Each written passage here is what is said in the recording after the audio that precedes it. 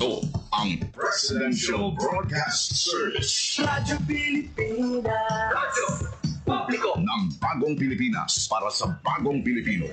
Naghahatid ng mahahalagang balita at impormasyon na guugnay ng pamahalaan sa sambayanan. Tulay sa himpapawid ng serbisyo publiko. Radyo Pilipinas. Radyo Publiko. Ang boses ng Pangulo. Sa Iloilo, Radyo Pilipinas. 585 AM. Oras sa Radyo Pilipinas alas 8:01 sa aga. Nagapanguna nga balita sa syudad, sa mga banwa, sa probinsya sa Iloilo, kagkaingon ng mga probinsya. Mga pananawon sa likod sa mga balita.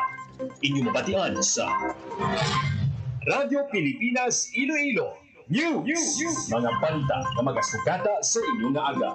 Ginbantayan, ginsunod, gintipon sa Radyo Pilipinas Iloilo News Team. Gikan sa hulot balitaan. Diretso sa inyong palamatinan. Yari nga!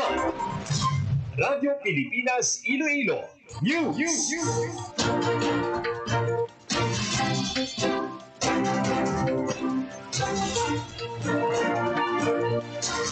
Ayong aga Pilipinas, good morning Western Visayas. Welcome sa Radyo Pilipinas News sa buong adlaw sang Martes, Setyembre 23, tuig 2025.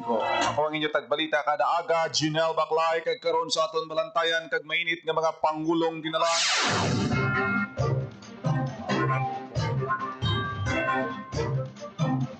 $220 ka pamilya gikan sa Western Visayas naapektuhan sa bagyong Mirasol kag Nando.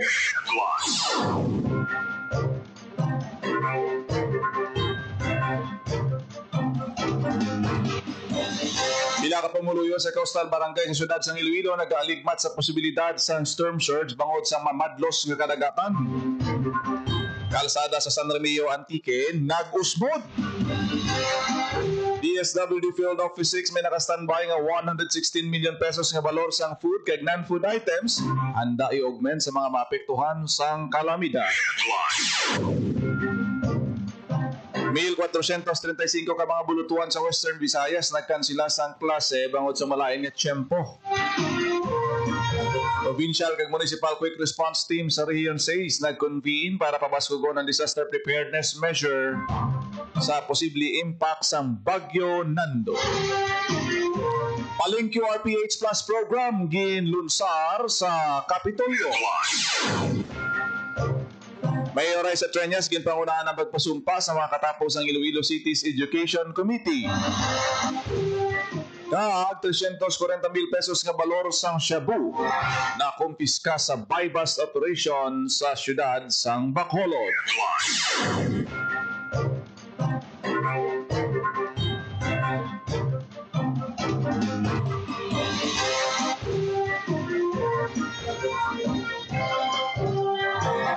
Oras sa Radyo Pilipinas alas 8:04 sa aga kagkaron sa detalye sa aton mga balita lokal. Pilipinas. Radyo Pilipinas News.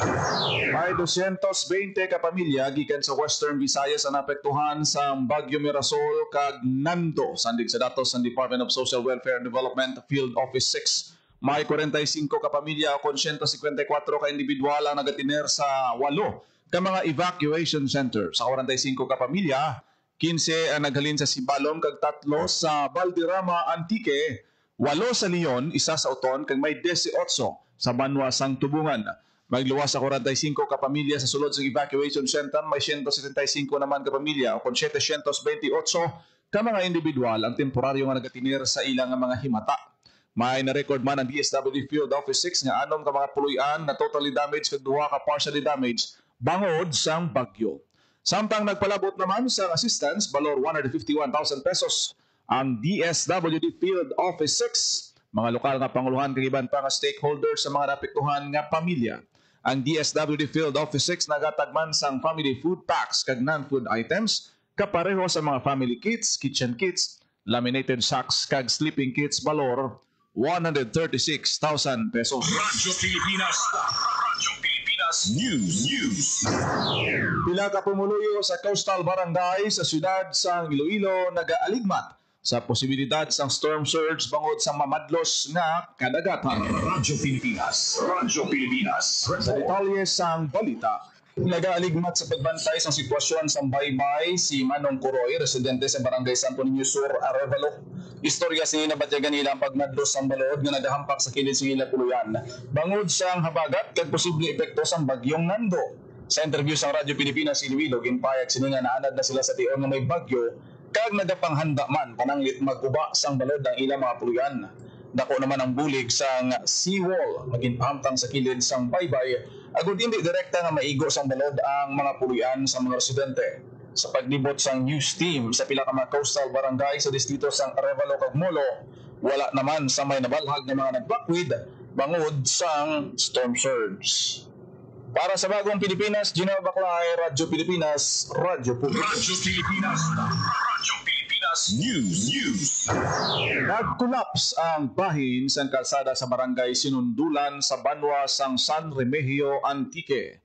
Suno sa San Remigio MDRRMO, delikado sa karon ang kalsada sa mga motorista. Abiso sa opisina Likawananay ang nasambit nga ruta tubtob sa madason nga abiso. Ginainyo man sang MDRRMO ang publiko labi na ang mga residente sa lugar nga gilayon nga i-report sa ila opisina o kon barangay pananglit may makita nga dugang nga mga cracks ukon pag-usmod sang dalan. Radyo Pilipinas. Radyo Pilipinas News. Nakuhaan sa isa ka netizen ang pagtuhaw sa pugada sa Zone 11 Barangay Kalaparan, Arevalo, Iloilo City kahapon sa video ni Snow de la Cruz. Makita ang paglupad sa mga scene o kon atop bangod sang kabaskugon sang hangin. Mabatian man sa video ang pagsinggit niya nga may buhawi. Pangginklaro niya sa Radyo Pilipinas nga pugada lang ini bangod sang mabaskog nga pag-ulan nga may dalang makusog nga hangin. Padayon na ginapahalong sang Iloilo City Disaster Risk Reduction and Management Office ang mga pumuluyo labi na ang yara sa flood-prone area. Radyo Pilipinas. Radyo Pilipinas News.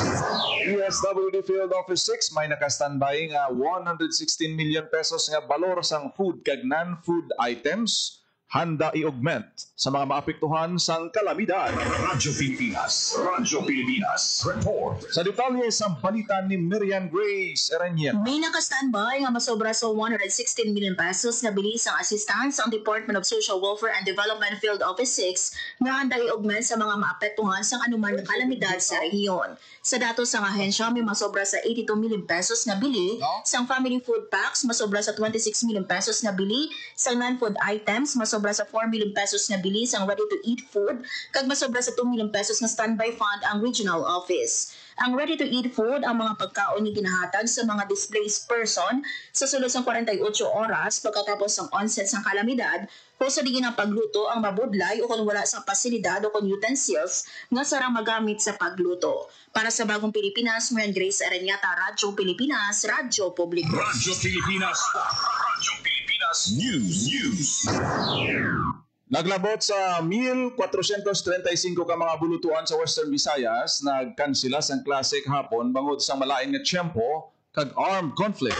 Radyo Pilipinas. Radyo Pilipinas. Nagapanumbalik sa balita si Marian Grace Erenien. Nagsuspende sa face-to-face classes ang 1,435 ka mga bulutmuan sa Western Visayas sa Setyembre 22 bangod sa malaing at tiyempo kag armed conflict. Sa interview sa Radyo Pilipinas, Iloilo kay Hernanes Escolar Jr., Regional Information Officer sa Department of Education Western Visayas, as of 9:30 a.m. sa September 22, may kanselasyon sang in-person classes sa 538 kabuluthuan sa probinsya sang Antique, 764 kabuluthuan sa Iloilo, 66 kabuluthuan sa Iloilo City kag 65 kabuluthuan sa Guimaras bangod sa malaing nga tiyempo. Dugang pan-eskolar nga may duha naman kabuluthuan sa Capiz ang nagkanselaman sang klase bangod sa armed conflict. Bangod nga wala sa face-to-face classes, nag-shift sa alternative delivery mode o kon ADM ang mga buluthuan. Ang kanselasyon sang klase sa masobrang 1,000 nga buluthuan ang gindeklara sa mga local chief executive. Ginklarong ni eskolar nga may gahuman ang mga school head sa pagdeklara sa suspension sang in-person classes apang kinahanglan nga mag-coordinate sa schools division superintendent nga amo naman ang mag-inform sa local chief executive. Para sa Bagong Pilipinas, Marian Grace Arenyata, Radyo Pilipinas, Radyo Publiko. Radyo Pilipinas. Radyo Pilipinas Pilipinas News. Provincial kag Municipal Quick Response Team sa Region 6 nag-convene para pabaskugon ang disaster preparedness measure sa posible impact sang bagyong Nando. Radyo Pilipinas Report. Sa detalye sang balita, Nag-convene ang probinsya kay Municipal Quick Response Team sa rehiyon para sa paghiwa sa emergency meeting agud pabasugon ang disaster preparedness measure sa posible epekto sang bagyo Nando. Ginpangunahan sa Disaster Response Management Division sa Department of Social Welfare and Development Field Office 6 ang meeting sa pagpanguna ni OIC Regional Director Joselito Estember kag OIC Assistant Regional Director for Operations Catherine Joy Lampreya. Nag-issue sa direktiba sa tanan nga QRTs nga i-monitor ang tag sa Kaluka Government Unit agud mapasiguro ang madasig nga submission sa Dromic reports kag mahandaan ang posible augmentation sang assistance. Nagpanugan naman ang mga mataas nga opisyal sa mga staff sang DSWD6 nga magpabilin nga alerto kag i-maintain ang koordinasyon sa mga LGU para sa real-time update sa mga apektado nga komunidad. Para sa Bagong Pilipinas, Mayan Grace Aranyata, Radyo Pilipinas, Radyo Pilipinas News. Paleng QRPH Plus program ginlunsar sa Iloilo Provincial Government kag Bangko Sentral ng Pilipinas. Radyo Pilipinas Sa detalye sa paglunsar sa Iloilo Provincial Government, kaupod ang Bangko Sentral ng Pilipinas kag Department of Interior and Local Government ang Paleng QRPH Plus program sa Kapitolyo. Ginpaunahan ni Bangko Sentral ng Pilipinas Deputy Governor Bernadette Romulo Puyat, BSP Monetary Board Member Benjamin Jokno, kag Iloilo Vice Governor Liang Libuki ang launching sang programa bilang kabahin sang pagduso sang QR-based digital payment. Sunod kay BSP Deputy Governor Puyat, pamaagi sa programa, mangin madali kag mapadasig ang transaksyon na binasa pagnegosyo. Isa ang Iloilo sa mga probinsya sa duwa sa Metro Manila na handa nga magpatuman sa programa na makabuligid sa ekonomiya. Yun siguro naman sa Bangko Sentral ng Pilipinas na padayunon ng programa sa ibang pa nga lugar sa Western Visayas, pati ng paghatag sang training sa mga gusto mag-avail sa programa. Para sa Bagong Pilipinas, Junel Baclay, Radyo Pilipinas, Radyo Publiko. Radyo Pilipinas News. Mayor Raisa Treñas ginpaunahan ang pagpasumpa sa mga katapo sa Iloilo City's Education Committee. Radyo Pilipinas Sa detalye sang balita, ginpaunahan ni Iloilo City Mayor Raisa Treñas sa pagpasumpa sa mga opisyal sa Iloilo City's Education Committee sa opisina sang alkalde. Paagi sa ginpapanawag na EO 67 sang alkalde, tinutuyo sang gintukod na komitiba ang pagdiyon sa mga programa, pagplano kag kolaborasyon sa nagkalain-lain nga sektor sa pagpasanyog pa sang estado sang edukasyon sa syudad sang Iloilo. Pamunuan sa alkalde ang komitiba bilang chairperson, si Dr. Maria Luz de los Reyes naman ang Schools Division Superintendent ang Vice Chairperson. Nakip sa mga katapos ang komitiba, ang Musanday Teresa Hilogo sa City Social Welfare and Development, Honorable Rudolph Jeffrey Ganzon, Engineer Ronald Cartagena, Dimenel Tapulso, Maria Lucy Sinay, Jelma Cristel Implica, Antonio Jacoba, Dr. Esther Babalo, Maria Matilde Treñas, Dane Beth Narzoles, Dr. Maria Lourdes de Leon, Dr. Roselito Villaros, Merjin Solido sang Oigongco Foundation Incorporated. Para sa Bagong Pilipinas, Junel Baclay, Radyo Pilipinas, Radyo Publiko. Radyo Pilipinas News. Arestado sa kapulisan ang duha ka mga nagaduso sang illegal nga droga sa ginpatigay nga bypass operation sa Purok Kagaykay, Barangay 2, Bacolod City. Ang mga suspect ginkilala nga sanday alias Jack, 41 anyos, kag residente sang Purok Kagaykay, Barangay 2, Bacolod City. Upod si alias Charlie, 39, sang Barangay Talok, Bago City, Negros Occidental. Nakumpiska sa operasyon ng 50 gramos sang naginapatian shabu nga nagabalor 340,000 pesos kag caliber 45 pistol kag mga bala. Natigayon ang operasyon sa nakabaton impormasyon ng kapulisan halin sa isa ka confidential informant natuhoy sa illegal drug activities ni alias Jack. Prioridad sang Police Regional Office Negros Island Region nga dakpon ng mga individual nga padayon sa gyapon sa pagbaligya sang illegal nga droga. Radyo Pilipinas News. Madinalagon nga napatuman sa Police Regional Office Negros Island Region ng ila security deployment bangod wala sa na-record nga insidente ang kapulisan sa mga giniwat nga protesta kontra korupsyon sa Negros Island Region. Sa pagpatuman sa seguridad, 1,879 ka mga pulis ang gindeploy sa NIR nga nagatutok sa mga venue sa rally, major thoroughfares, ug iba't mga critical areas para mababaskog ang police visibility kag madasig nga pag-response. Ginpasalamatan ang NIR, ang tanan nga mga sektor nga nagbulig, lakip na ang mga nagprotesta sang matawhay kag wala sang ginhimo nga panggamo sa komunidad. Ang matawhay nga pagprotesta sa NIR ang tigayon pinagi sa maayo nga deployment kag koordinasyon sa mga local government units kag partner agencies. Nakabulig man ang masangkat nga intelligence monitoring kag situational awareness sang kapulisan. Radyo Pilipinas News. Nagbaton sang cash incentives ang 320 ka mga Ilonggo athletes nga nagdalaog sa Wivra Amit kag palarong pambansa sang 2024 kag 2025 gikan sa Iloilo Provincial Government. Ang distribusyon ginpangunahan ng Iloilo Governor Toto Defensor kag Vice Governor Lian Dibuque. Ang mga nagdalaog sa Wivra Amit nakabaton sang 5,000 ka pesos para sa mga nakakuha sang gold, 3,000 pesos naman na nakuha sang silver, kag 2,000 ka pesos ang nagdaog sang bronze. 8,000 ka pesos naman ang ginhatag sa mga nagdaog sang gold medal sa palarong pambansa, 6,000 pesos ang naka-silver, kag 4,000 pesos sa naka-bronze. Suno kay Governor Defensor, bugos ang suporta sang probinsya sa sports program, agud ma-develop pa ang abilidad sang mga kabataan. Nagapati si Defensor nga ang sports kag edukasyon, duha ka components sang youth development. Ginapabugal man sang opisyal nga ang probinsya sang Iloilo nagaisahanon nga probinsya sa pungsod nga may varsity program. Isa ka programa nga nagasuporta sa padayon nga training kag kompetisyon sa mga atleta, agud ma-expose ang mga kabataan sa madamo nga kompetisyon. Nagapasalamat ang mga atleta sa nabaton nga incentives gikan sa gobyerno. Radyo Pilipinas News. Selebrasyon sang FishCon sa rehiyon nagtakop na apang pagamlig sa palangisdaan dapat nga ipadayon. Radyo Pilipinas. Sa balita ni JP Formal na Herbas. nga nagtakop ang selebrasyon sa ika-6 nga Fish Conservation Week sa rehiyon.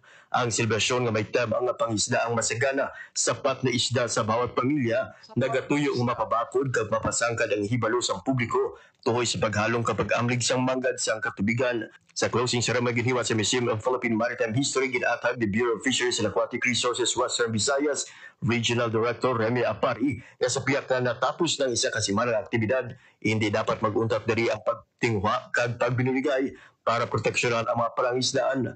Ginklaro man sining madamo pa sa dapat kag pwedeng obrahon agud masiguro na may basamting nga isda ang kada pamilya nga Pilipino. Samtang ginpadunggan man sa ahensya ang mga individual kag grupo nga nangin katuwang nila sa pagdumala kag paghalong isang palangisdaan sa rehiyon. Nabuluan lakip sa mga aktibidad ginhiwat sa BFAR Western Visayas para sa karong tuig nga FishCon Week ang seafood kadiwa ng Pangulo, school visit na mapaghanas para sa mga mangingisda sa Western Visayas. Para sa Bagong Pilipinas, JP Herbas, Radyo Pilipinas, Radyo Publiko. Radyo Pilipinas News. Mga Ilonggo ginpadunggan sa gawad pagkilala at parangal sa Bureau of Fisheries and Aquatic Resources. Radyo Pilipinas.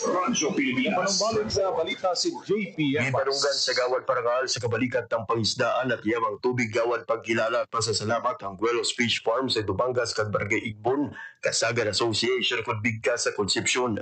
Inibilang pagkilala sa ila dalayawon nga kontribusyon sa fisheries sector kag pagpakita sang dedikasyon kag koordinasyon para mapabilin ang fisheries kag aquatic resources. Kaupod sa DAB Part 6 Regional Director Remy Apari kag Jessica Ismao, Chief of the Regional Fisheries Training and Fisherfolk Coordination Division, ginbaton sang mga awardee ang plaque of recognition kag appreciation token. Ang paghatag sa pagkilala sa mga Ilonggo ang ginhiwa sa closing program sa 62nd Fish Conservation Week sa Quezon City sa nagligad nga simana. Para sa Bagong Pilipinas, JP Herbas, Radyo Pilipinas, Radyo Publiko. Radyo Pilipinas News. In-suspend sa Philippine Coast Guard ang mga water sports activities sa isla sang Boracay. Sa Sea Travel Advisory, ginpagwasang Coast Guard Station Aklan, alas 8 kahapon sang aga, gintumilian ang mga water sports activities, island hopping, kag sunset cruise activities. Lakip na ang scuba diving, helmet diving, kag paraw sailing sa Boracay, bangod sang malain nga tiyempo. Radyo Pilipinas Pilipinas News. Probinsya sa Aklan nagbaton sang geographical indication bangod sa pinya handloom weaving rehiyon tagbaton man sang duha ka tatlo ka GI sang pungsod. Radyo Pilipinas. Sa balita ni JP Herbas. Formal na nga narehistro bilang geographical indication of GI ang pinya handloom weaving sa Aklan. Ini ang ikatatlong nga GI sa Pilipinas kay ikaduha sa Western Visayas sunod sa Guimaras Mangos in 2023 kag Bohol asin tibuok sang siniman nga tuig. Ang certificate formal nga gin-award sa Intellectual Property Office of the Philippines kaupo ng Bureau of Trademarks kag ginbato ni Ana India Ligaspe, Presidente sa Aklan Pinya and Indigenous Fibers Manufacturers and Traders Association Incorporated. Ang GI seal nagapamatod nga ang authentic Aklan Pinya products nakakomply sa Manual of Specification nga nagasakop sa mga raw materials, fiber extraction, traditional weaving method, kag product labeling. Nagapati ang DTI Western Visayas nga pag-angkon sa GI sa Aklan magadala sa mas madamong oportunidad. Ang designasyon ginauman nga magapanami sa export competitiveness, magahatag sa mas mataas na balor sa mga artisans kag mga mangunguma kapag protekta sa industriya batok sa mga imitasyon. Para sa Bagong Pilipinas, JP Herbas, Radyo Pilipinas, Radyo Publiko. Radyo Pilipinas News. Oras sa Radyo Pilipinas, alas 8:23. Radyo Pilipinas. Kagin nyo nabatihan na detalye sa mga nagapangunang nga balita sa pagpangalagad sa Radyo Pilipinas News. Subong adlaw sa Martes, September 23, 2025. Sa dugang pangabalita kag impormasyon, please share, follow kag like sa aton Facebook page Radyo Pilipinas Iloilo. Good morning sa aton nga mga FB Live viewers. Si Tita Herlina Cordova nga nagatanaw sa aton sinipagpangalagad, Sir Magdaleno Fajardo. Salamat gid sa inyo sini nga pag-upod diri sa aton siniya nga programa. Sir Sherwin Marco Villa, thank you gid sa inyo siniya nga pag-upod kag pagpamati kada aga diri sa aton siniya nga pagpangalagad. Sa iban pa nga mga balita kag impormasyon, please share, follow kag like lang sa aton nga Facebook page Radyo Pilipinas Iloilo, Radyo Pilipinas Community Group para daton sini nga mga balita. Tutokid ka mo ha, especially sa aton siniya nga mga balita sa lakat sang panahon ta, di na si Typhoon Nando. Tayo karon sa programa Iloilo Morning. Kada aga ako nagilamang inyo alagad ang inyo tagbalita, Junel Baclay. Mayong aga Pilipinas. God bless. Iloilo.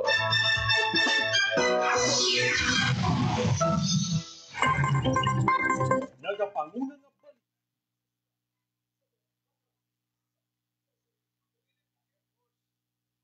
ang inyong tulay sa himpapawid ng serbisyo publiko, ang Presidential Broadcast Service, Radyo Pilipinas, Radyo Publiko. Radyo Pilipinas. Radyo Publiko. Kinilala ng pang-international at prestigyosong Asia Pacific Broadcasting Plus Awards 2025 para sa kategorya ng Government Streaming. Ito ay dahil sa epektibo nitong pagsasanib ng mga tradisyonal na media tulad ng telebisyon, radyo at print para masabayan ang mabilis na pag-inog ng mundo ng digital at social media tungo sa mas epektibong paghahatid ng mahahalaga at napapanahong mga impormasyon sa mamamayang Pilipino. Kinilala rin ang Radyo Pilipinas dahil sa patuloy na pag-akyat ng rating. Ngayon ay matatag sa pang-apat na pwesto sa Mega Manila ayon sa pinakahuling Nielsen Radio Audience Measurement Survey. At sa social media, nakamit ang mahigit 2,000% pagtaas ng bilang ng mga sumusubaybay sa Radyo Pilipinas page sa unang bahagi ng 2025. Patunay ito na ang inyong Radyo Pilipinas Radyo Publiko ay tunay na kaagapay ng inyong pamahalaan sa paghahatid ng serbisyo sa mga mamamayang Pilipino. Mula sa aming lahat, sa ngalan ng inyong pamunuan at mga kawani ng Presidential Broadcast Service, kasama ang inyong mga himpilan ng Radyo Pilipinas sa buong kapuluan. Maraming salamat po sa inyong lahat, sa inyong pagtangkilik at pagkilala. Radyo Pilipinas. Radyo Publiko. time to celebrate kulturang Pinoy.